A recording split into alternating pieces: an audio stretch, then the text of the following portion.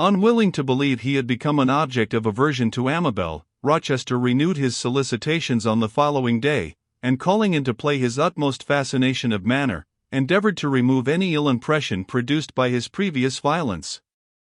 She was proof, however, against his arts, and though he never lost his mastery over himself, he had some difficulty in concealing his chagrin at the result of the interview.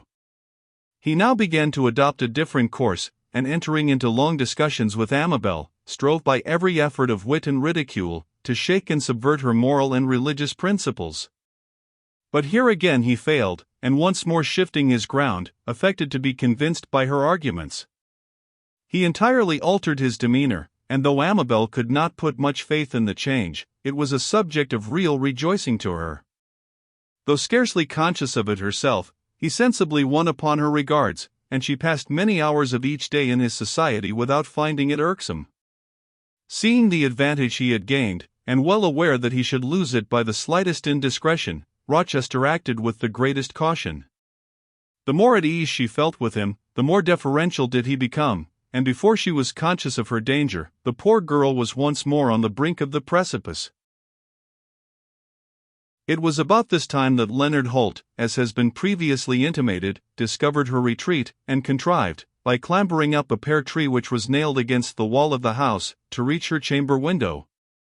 Having received her assurance that she had resisted all Rochester's importunities, the apprentice promised to return on the following night with means to effect her liberation, and departed. Fully persuaded that she could now repose confidence in the Earl, Amabel acquainted him, the next morning, with Leonard's visit, adding that he would now have an opportunity of proving the sincerity of his professions by delivering her up to her friends. "Since you desire it," replied the Earl, who heard her with an unmoved countenance, though internally torn with passion, "I will convey you to your father myself. I had hoped," he added with a sigh, "that we should never part again."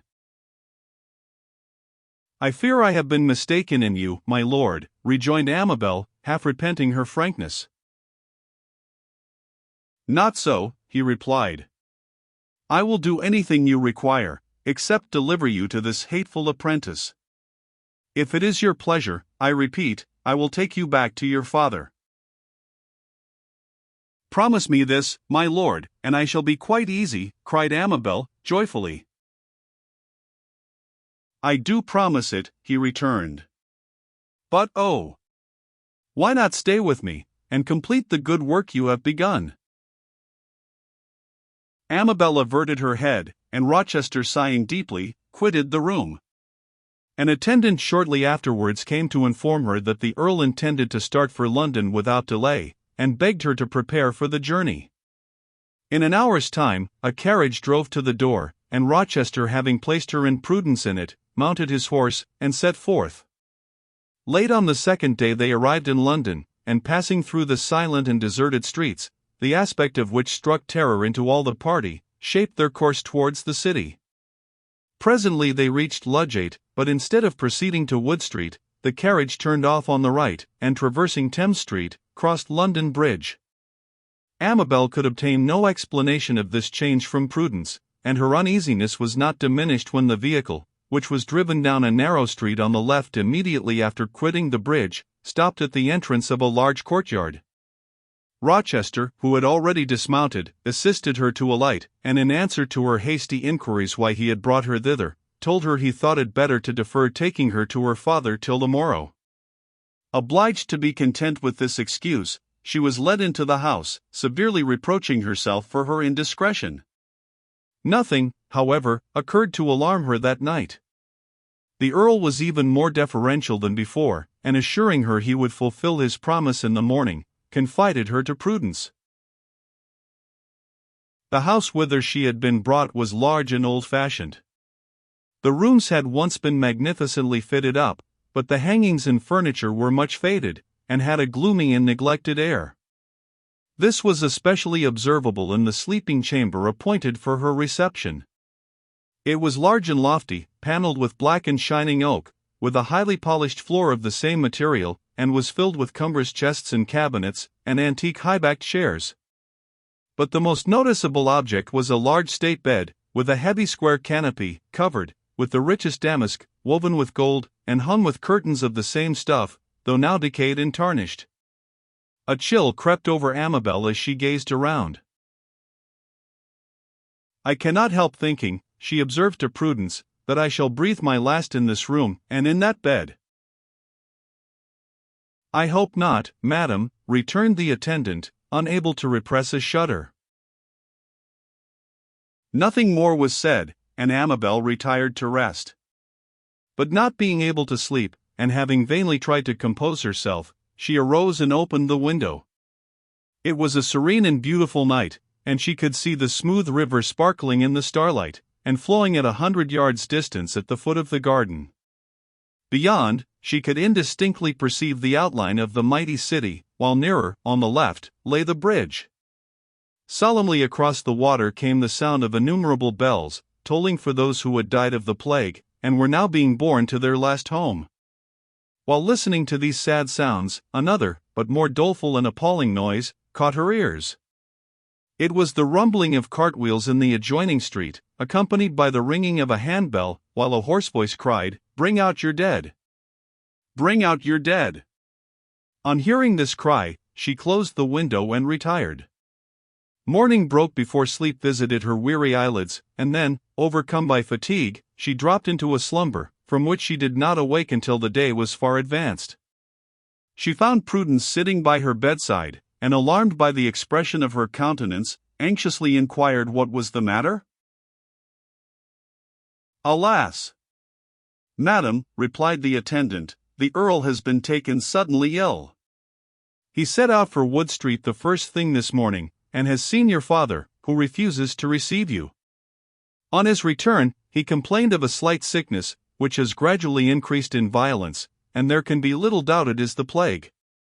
Advice has been sent for. He prays you not to disturb yourself on his account, but to consider yourself sole mistress of this house, whatever may befall him." Amabel passed a miserably anxious day. A fresh interest had been awakened in her heart in behalf of the Earl, and the precarious state in which she conceived him placed did not tend to diminish it. She made many inquiries after him, and learned that he was worse, while the fearful nature of the attack could not be questioned. On the following day Prudence reported that the distemper had made such rapid and terrible progress, that his recovery was considered almost hopeless. "He raves continually of you, madam," said the attendant, "and I have no doubt he will expire with your name on his lips." Amabel was moved to tears by the information, and withdrawing into a corner of the room, prayed fervently for the supposed sufferer. Prudence gazed at her earnestly and compassionately, and muttering something to herself, quitted the room. The next day was the critical one, so it was said, for the Earl, and Amabel awaited, in tearful anxiety, the moment that was to decide his fate. It came, and he was pronounced out of danger. When the news was brought the anxious girl, she fainted. A week passed, and the Earl continued to improve, and all danger of infection, if any such existed, being at an end, he sent a message to Amabel, beseeching her to grant him an interview in his own room. She willingly assented, and, following the attendant, found him stretched upon a couch.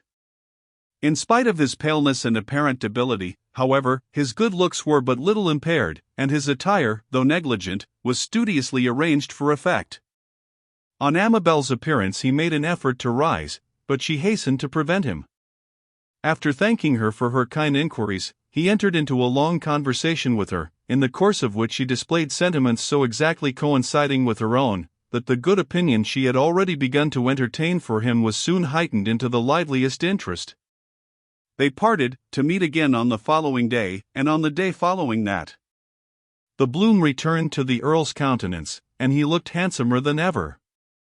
A week thus passed, and at the end of it, he said, "Tomorrow I shall be well enough to venture forth again, and my first business shall be to proceed to your father, and see whether he is now able to receive you." "The plague has not yet abated, my lord," she observed, blushingly.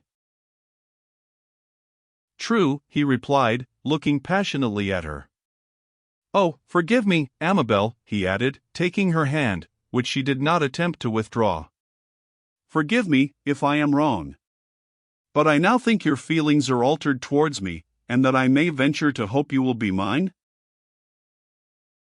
Amabel's bosom heaved with emotion. She tried to speak, but could not. Her head declined upon his shoulder, and her tears flowed fast. "I am answered," he cried, scarcely able to contain his rapture, and straining her to his bosom. "I know not whether I am doing rightly," she murmured, gazing at him through her tears, "but I believe you mean me truly." "God forgive you if you do not." "Have no more doubts," cried the Earl. "You have wrought an entire change in me. Our union shall not be delayed an hour. It shall take place in St. Saviour's tonight." "Not tonight," cried Amabel, trembling at his eagerness. "Tomorrow." "Tonight, tonight," reiterated the Earl, victoriously. And he rushed out of the room. Amabel was no sooner left to herself than she repented what she had done. "I fear I have made a false step," she mused, "but it is now too late to retreat, and I will hope for the best. He cannot mean to deceive me." Her meditations were interrupted by the entrance of Prudence, who came towards her with a face full of glee. "My lord has informed me of the good news," she said. "You are to be wedded to him today.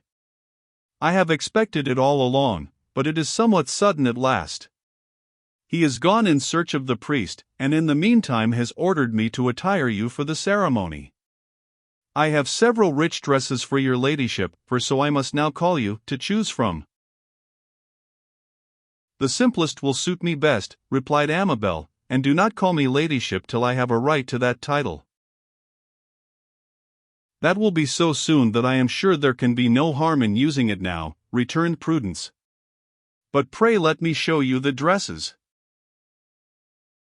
Amabel suffered herself to be led into another room, where she saw several sumptuous female habiliments, and selecting the least showy of them, was soon arrayed in it by the officious attendant.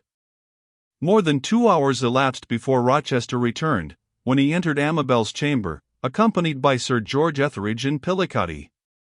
A feeling of misgiving crossed Amabel, as she beheld his companions. "I have had some difficulty in finding a clergyman," said the Earl, "for the rector of St. Saviour's has fled from the plague. His curate, however, will officiate for him, and is now in the church." Amabel fixed a searching look upon him. "Why are these gentlemen here?" she asked. "I have brought them with me," rejoined Rochester, "because, as they were aware of the injury I once intended you, I wish them to be present at its reparation." "I am satisfied," she replied. Taking her hand, the Earl then led her to a carriage, which conveyed them to St. Saviour's. Just as they alighted, the dead cart passed, and several bodies were brought towards it. Eager to withdraw her attention from the spectacle, Rochester hurried her into the old and beautiful church. In another moment they were joined by Etheridge and Pillicoddy, and they proceeded to the altar, where the priest, a young man, was standing. The ceremony was then performed, and the Earl led his bride back to the carriage. On their return they had to undergo another ill-omened interruption. The dead cart was stationed near the gateway, and some delay occurred before it could be moved forward. Amabel, however, suffered no further misgiving to take possession of her. Deeming herself wedded to the Earl, she put no constraint on her affection for him, and her happiness, though short-lived, was deep and full. A month passed away like a dream of delight. Nothing occurred in the slightest degree to mar her felicity. Rochester seemed only to live for her, to think only of her. At the end of this time, some indifference began to manifest itself in his deportment to her, and he evinced a disposition to return to the court and to its pleasures. "I thought you had forever abandoned them, my dear lord," said Amabel, reproachfully. "For a while I have," he replied, carelessly. "You must leave me, if you return to them," she rejoined. "If I must, I must," said the Earl. "You cannot mean this, my lord," she cried, bursting into tears. "You cannot be so changed." "I have never changed since you first knew me," replied Rochester. "Impossible," she cried, in a tone of anguish. "You have not the faults, the vices, you once had." "I know not what you call faults and vices, madam," replied the Earl sharply, "but I have the same qualities as heretofore." "Am I to understand, then," cried Amabel, a fearful suspicion of the truth breaking upon her, "that you never sincerely repented your former actions?" "You are to understand it," replied Rochester. "And you deceived me when you affirmed the contrary?" "I deceived you," he replied. "I begin to suspect," she cried, with a look of horror and doubt, "that the attack of the plague was feigned." "You are not far wide of the truth," was the reply.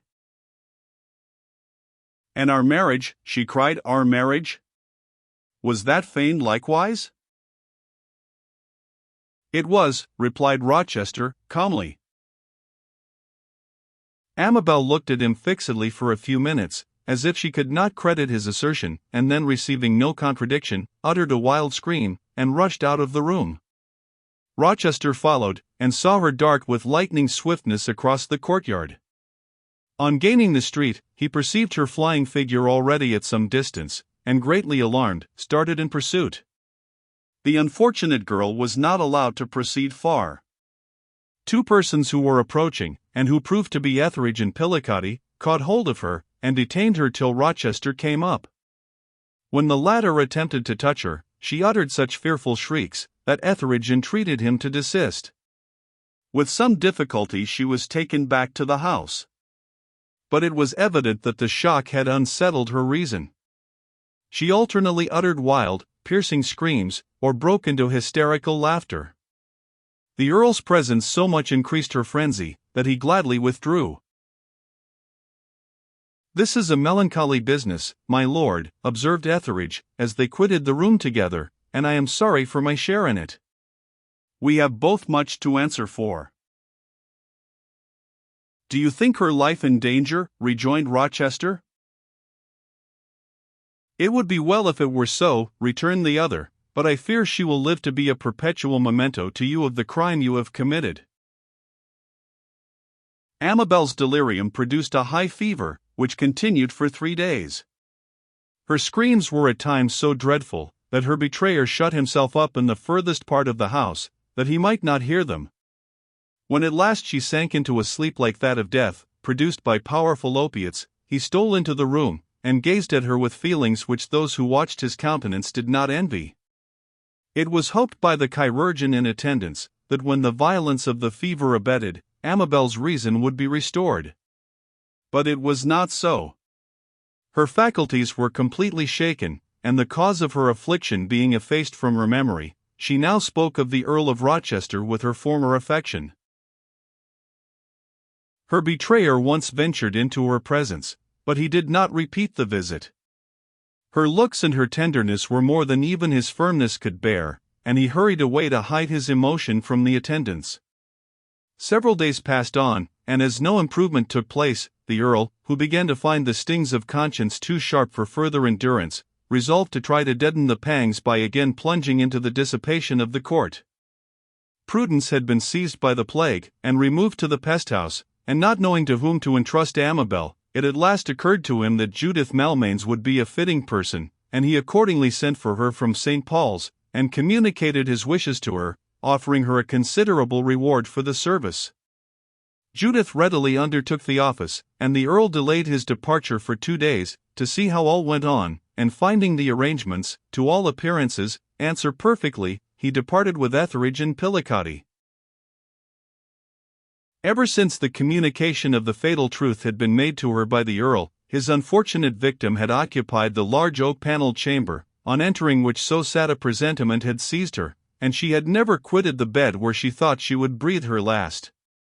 On the night of Rochester's departure she made many inquiries concerning him from Judith Malmains, who was seated in an old broad-cushioned, velvet-covered chair beside her, and was told that the king required his attendance at Oxford, but that he would soon return. At this answer the tears gathered thickly in Amabel's dark eyelashes, and she remained silent. By and by she resumed the conversation. "Do you know, nurse," she said, with a look of extreme anxiety, "I have forgotten my prayers? Repeat them to me, and I will say them after you." "My memory is as bad as your ladyship's," replied Judith, contemptuously. "It is so long since I said mine, that I have quite forgotten them." "That is wrong in you," returned Amabel, "very wrong. When I lived with my dear father, we had prayers morning and evening, and I was never so happy as then. I feel it would do me good if I could pray as I used to do." "Well, well, all in good time," replied Judith. "As soon as you are better, you shall go back to your father, and then you can do as you please." "No, no, I cannot go back to him," returned Amabel. "I am the Earl of Rochester's wife, his wedded wife." "Am I not Countess of Rochester?" "To be sure you are," replied Judith, "to be sure." "I sometimes think otherwise," rejoined Amabel, mournfully. "And so my dear lord is gone to Oxford?" "He is," returned Judith, "but he will be back soon. And now," she added, with some impatience, "you have talked quite long enough. You must take your composing draught, and go to sleep." With this she arose, and stepping to the table which stood by the side of the bed, filled a wineglass with the contents of a silver flagon, and gave it to her. Amabel drank the mixture, and complaining of its nauseous taste, Judith handed her a plate of fruit from the table to remove it. Soon after this she dropped asleep, when the nurse arose, and taking a light from the table, cautiously possessed herself of a bunch of keys which were placed in a small pocket over Amabel's head, and proceeded to unlock a large chest that stood near the foot of the bed. She found it filled with valuables, with chains of gold, necklaces of precious stones, loops of pearl, diamond crosses, and other ornaments. Besides these, there were shawls and stuffs of the richest description. While contemplating these treasures, and considering how she should carry them off without alarming the household, she was startled by a profound sigh, and looking towards the bed, perceived to her great alarm that Amabel had opened her eyes, and was watching her. "What are you doing there, nurse?" she cried. "Only looking at these pretty things, your ladyship," replied Judith, in an embarrassed tone. "I hope you are not going to steal them," said Amabel. "Steal them," echoed Judith, alarmed. "Oh, no! What should make your ladyship think so?" "I don't know," said Amabel, "but put them by, and bring the keys to me." Judith feigned compliance, but long before she had restored the things to the chest, Amabel had again fallen asleep. Apprised by her tranquil breathing of this circumstance, Judith arose, and shading the candle with her hand, crept noiselessly towards the bed. Dark thoughts crossed her as she gazed at the unfortunate sleeper, and moving with the utmost caution, she set the light on the table behind the curtains, and had just grasped the pillow, with the intention of plucking it from under Amabel's head, and of smothering her with it, when she felt herself restrained by a powerful grasp, and turning in utmost alarm, beheld the Earl of Rochester.